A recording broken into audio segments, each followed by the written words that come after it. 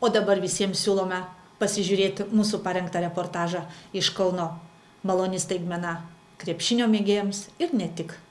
Šiandien asociacijos Jonavos krepšinio mėgėjų lyga pirmininkas Valdas Zinys pasirašė bendradarbiavimo sutartį su žinomu krepšininku Mantu Kalniečiu. Sutarties pasirašyme dalyvavo ir ją taip pat pasirašė bendrovės Butkevičius ir kompanija direktorius Vidmantas Butkevičius. Pasirašiusios šalis sieks krepšinio populiarinimo bei visuomenės aktyvumo. Mantas Kalnietis yra skiriamas asociacijos Jonavos krepšinio mėgėjų lyga garbės nariu. Jis sutinka dalyvauti asociacijos sporto varžybose bei renginiuose. Pagal sutartį lygos organizuojamuose varžybose ir sporto renginiuose bus naudojama speciali Hummel apranga.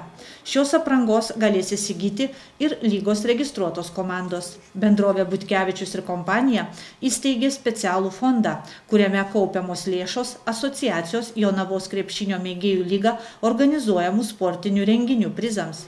Pasak asociacijos pirmininko Valdo Zinio, šis bendradarbiavimas tikrai dar labiau išpopuliarins ir tai populiarų žaidimą Lietuvoje. Šita sutartis tai tikrai nekasdieninė ir bus tikrai labai malonu visiems jonaviečiams pamatyti ir žalgirietį ir galbūt daugiau žalgiriečių Jonavoje. Ir tas tikrai prisidės prie krepšinio populiarinimo Jonavoje. Pritrauksim tikrai dar daugiau ir žiūrovų, ir žaidėjų suinteresuotumas, ir vaikų daugiau ateis į tą krepšinį.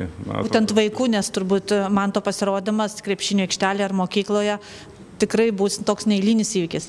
Tai viskas prasideda nuo tų vaikų ir kuo anksčiau jie užsidegs tuo krepšiniu, tuo anksčiau pradės treniruotis, tuo anksčiau ateis ir pasiekimai, o mūsų šita lyga tikrai bus kaip tramplinas į didįjį sportą, į didįjį krepšinį.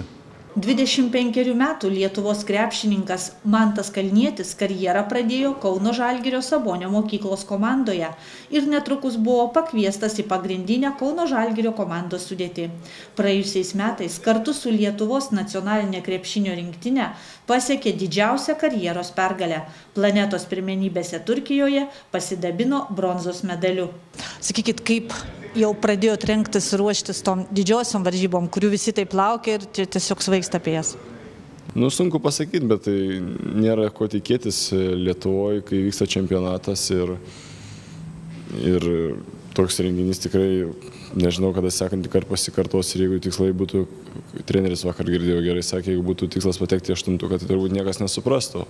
O aišku, bus labai sunku ir įdomu dar kokie žaidėjai suvažiuos, bet nežinau, stengsimės padaryti, kad Lietuvoje būtų šventė.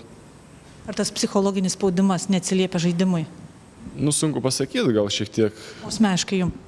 Nežinau, atrodo, kad ne, bet lengva tai pasakyti. Pernai, kai mes to nejutom, tai dėl to gerai gal ir sekėsi, o šiemet, aišku, spaudimas bus didelis, visi tai apie tai tik ir kalba.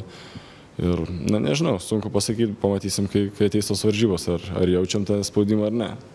Pasirašė tokią gražią bendradarbiavimo sutartį, sakykit, kada jonaviečiai galės jūs pamatyti? Nežinau, tikiuosi po LKL finalų, kol bus rinktinė, iki rinktinės varžybos bus praktiškai 2 mėnesiai atostogų, tai tikiuosi apsilankyti ir tenai. Man tikrai nebus pirmas kartas Jonavoje sužaidęs ir anksčiau, kai žaidžiau antroji Lietuvos lygoje, taip kad tikrai Jonavoje ne pirmą kartą būsiu, bet tikrai malonu sugrįžti.